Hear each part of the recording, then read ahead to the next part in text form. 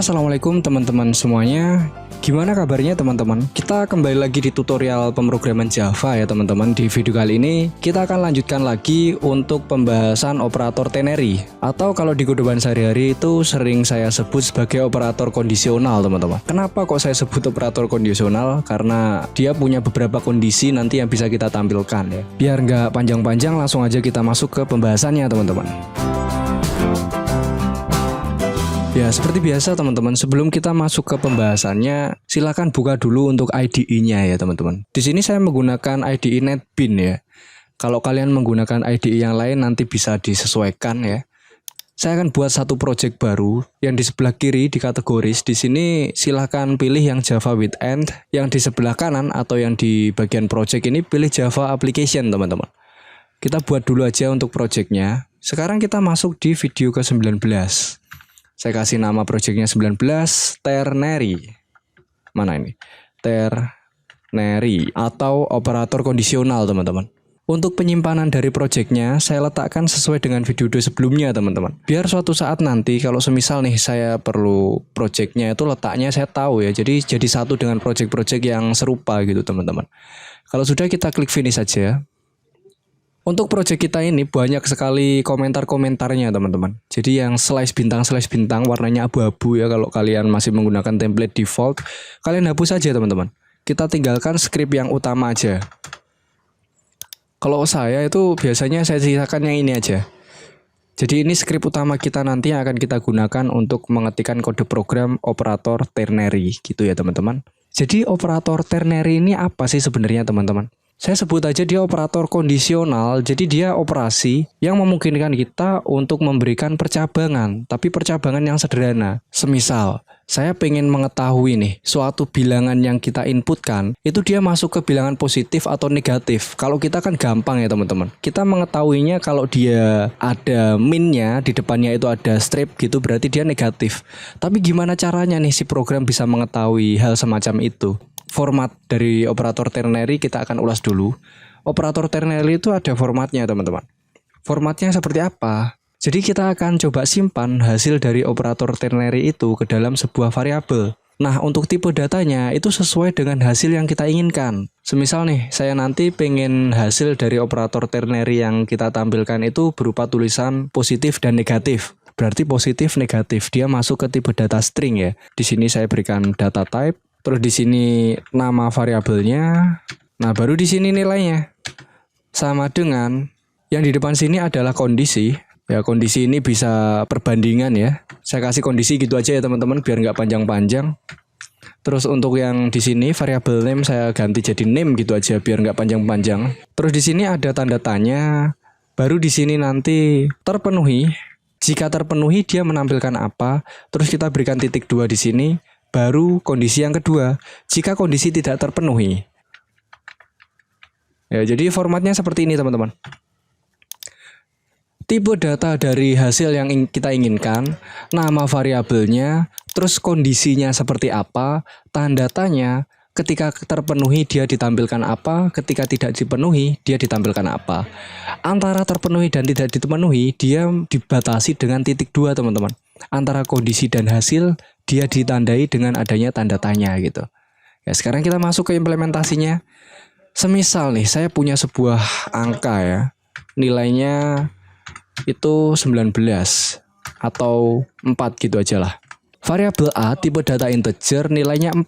Kita ingin mengetahui. Jadi program yang pengen tahu ya. Kalau saya tahu dia positif ya, bukan negatif karena dia nggak ada minnya gitu. Gimana caranya dia biar tahu si programnya kalau 4 itu positif? Saya akan buat hasil itu adalah string. Namanya hasil. Itu adalah perbandingan antara angka 4 dengan angka 0. Jika si variabel A itu nilainya itu lebih dari atau sama dengan 0, maka dia adalah positif. Nah, di sini kita berikan nih adalah positif. Tapi kalau ternyata kondisinya itu tidak terpenuhi, maka dia adalah negatif. Nah, formatnya seperti ini ya teman-teman. Hasilnya positif atau negatif ini yang akan disimpan di dalam variabel hasil. Dari mana dapatnya? Dari perbandingan dari nilai variabel A dan juga angka 0. Jadi sini perbandingannya. nilai yang ada di dalam variabel A akan kita bandingkan dengan angka 0.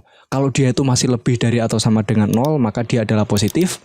Tapi ternyata kalau si variabel A nilainya itu kurang dari 0, maka dia adalah negatif. Ya gitu ya teman-teman. Kalau semisal di sini kita tampilkan si variabel hasil,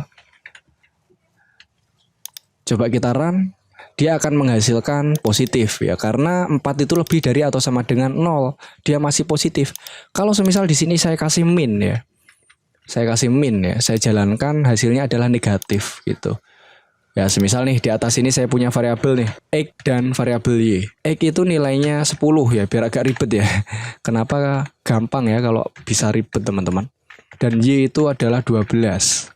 Dan variabel A itu adalah hasil dari si variabel X dikurangi variabel Y. Nah, baru kita kasih tahu di sini A itu hasilnya X dikurangi Y. Itu positif apa negatif, teman-teman? X-nya berapa? 10 kurangi 12, hasilnya min 2 ya. Kalau kita jalankan hasilnya negatif. Kalau X-nya kita ganti 20, 20 kurangi 12 itu hasilnya masih 8. 8 itu positif ya. Dia hasilnya adalah positif itu, teman-teman. Ya, jadi seperti itu ya operator ternary atau operator kondisional. Sekarang nih kita akan coba latihan ya, latihan bareng-bareng teman-teman. Saya punya sebuah kondisi seperti ini nih. Suatu sekolah itu memiliki nilai minimal ketuntasan sebesar 75. Ya, jadi di sini kita akan buat kondisi kalau si nilai itu lebih dari atau sama dengan 75, maka kita akan menampilkan tuntas gitu ya. Tapi kalau nilainya semisal kurang dari 75, kita akan tampilkan tidak tuntas ya. Biar seru nanti kita akan coba menggunakan scanner ya teman-teman, inputan menggunakan keyboard. Biar nggak menggunakan script ya, kita menginputkan datanya. Nah, di sini kita coba deklarasikan dulu kebutuhannya. Yang pertama pastinya kita punya nilai. Ya, nilai ya. Semisal nilainya 80 dulu ya. Nilainya siapa? Nilainya Alex ya, teman-teman ya. Kita ingin menampilkan sebagai tuntas atau tidak tuntas. Berarti dia tipe datanya string. Hasil itu adalah perbandingan dari si variabel nilai dengan, nah di sini ketuntasannya, kriteria atau KKM-nya. Saya punya int KKM. Ya, KKM-nya itu berapa tadi? 75, teman-teman. Kita bandingkan si variabel nilai, jika lebih dari atau sama dengan KKM, maka dia akan menampilkan hasilnya adalah tuntas. Tapi kalau ternyata dia nggak lebih dari atau sama dengan KKM, maka kita akan menampilkan tidak tuntas. Oke, ini operator ternary-nya sudah terbuat ya teman-teman ya.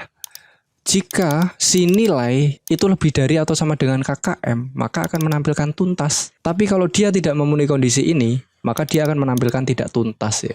Jadi ini nilainya Alex ya. Terus di bawah sini kita coba shout ya, kita tampilkan nilai Alex. Kita tampilkan di sini ya. Nilainya adalah variabel nilai. Terus di sini kita shout lagi, kita kasih narasi biar keren. Alex dinyatakan variabel hasil. Kalau kita jalankan nilai Alex itu 80, Alex dinyatakan tuntas teman-teman ya. Karena 80 itu lebih dari atau sama dengan KKM. Berapa KKM-nya? 75. Gimana nih biar 80 bisa inputan keyboard ya? Berarti sekarang kita import dulu si library scanner. Jadi di lokasinya ada di java.utility, terus nama library-nya adalah scanner. Oke.